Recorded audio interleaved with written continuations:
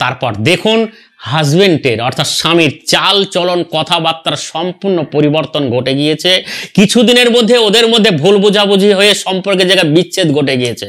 আপনি ছাড়া আর অন্য কোনো চিন্তা ভাবনা মনের মধ্যেই নেই।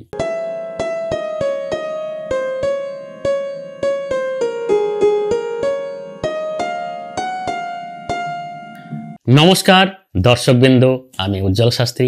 আজকের আলোচনার বিষয় হচ্ছে আপনার স্বামী যদি পরকীয়ায় জড়িয়ে থাকে, পরকীয়ায় লিপ্ত হয়ে আছে, সেখান থেকে কিছুতেই বেরিয়ে আসতে চাইছে না, আপনিও চাইছেন সেই সম্পর্কটা যেন বিচ্ছেদ ঘটে যায়।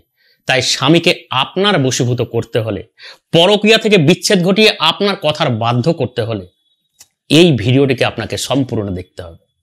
ভিডিওতে আমি যেমন যা বলেছি ঠিক তেমন ভাবেই যদি ঘরে বসে করতে পারেন, তাহলে আমাদের মতো তান্ত্রিক জ্যোতিষ কবিরাজের কাছে গিয়ে কোনো টাকা পয়সা খরচ করতে লাগবে না। এর জন্য শুধুমাত্র সময়, বিশ্বাস আর ধৈর্যের প্রয়োজন।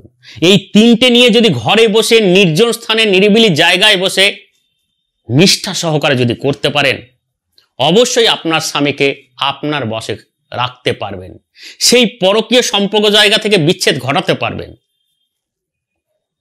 তাই একটু সময় আর বিশ্বাস নিয়ে আপনার বাড়ির আশেপাশেই পাওয়া যায়। যদি বাড়ির আশেপাশে না পান, যেখানে ফুল গাছের চারা বা ফল গাছের চারা বিক্রি হয়, অর্থাৎ নার্সারিতে গিয়ে নাগদানা গাছ, গ্রামগঞ্জে অনেকে তুলসী গাছতলার কাছে বা বাড়ির আশেপাশে অনেক বাড়িতেই থাকেন। নাগদানা গাছ এক এক জায়গায় এক এক নামে পরিচিত। গাছটি দেখতে কতকটা চন্দ্রমল্লিকা ফুল গাছের মতো দেখতে, পাতাগুলো সেই রকমই হয়। এই পাতার একটা সুমধুর গন্ধ আছে। তাই নাগদানা গাছ, এই গাছের শেকড় আপনাকে জোগাড় করতে হবে।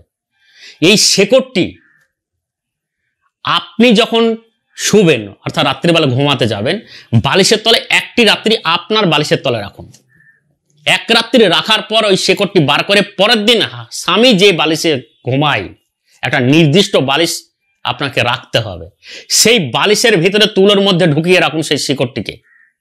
যদি তুলোর মধ্যে না ঢোকাতে পারেন, তাহলে প্রত্যেকদিন রাত্রিবেলায় শোয়ার সময় বালিশের কভারের মধ্যে ঢুকিয়ে রাখুন। কিন্তু তুলোর মধ্যে দিলে খুঁজে পাবে না, সন্দেহ করবে না। কভারে রাখলে বা বালিশের তলে রাখলে যে কোনো সময় পেয়ে যেতে পারে, তাতে আপনাকে সন্দেহ করতে পারে। তাই তুলোর মধ্যে ঢুকিয়ে রাখুন। তারপর দেখুন হাজবেন্ডের অর্থাৎ স্বামীর চাল চলন কথাবার্তার সম্পূর্ণ পরিবর্তন ঘটে গিয়েছে। কিছুদিনের মধ্যে ওদের মধ্যে ভুল বোঝাবুঝি হয়ে সম্পর্কের জায়গায় বিচ্ছেদ ঘটে গিয়েছে। আপনি ছাড়া আর অন্য কোনো চিন্তা ভাবনা মনের মধ্যেই নেই। তাই এইরকম ভাবে যদি স্বামীকে বশীভূত করে রাখতে হয়, তাহলে ভিডিওতে আমি যেমন যা বলেছি ঠিক তেমন ভাবেই করুন। ভিডিওটি দেখার পর কারোর কোথাও কিছু যদি প্রশ্ন জেগে থাকে, অবশ্যই ফোন নাম্বারে ফোন করে তারপর কাজটি শুরু করুন। তাই আজকে এই পর্যন্ত। ভালো থাকুন, সুস্থ থাকুন, নমস্কার।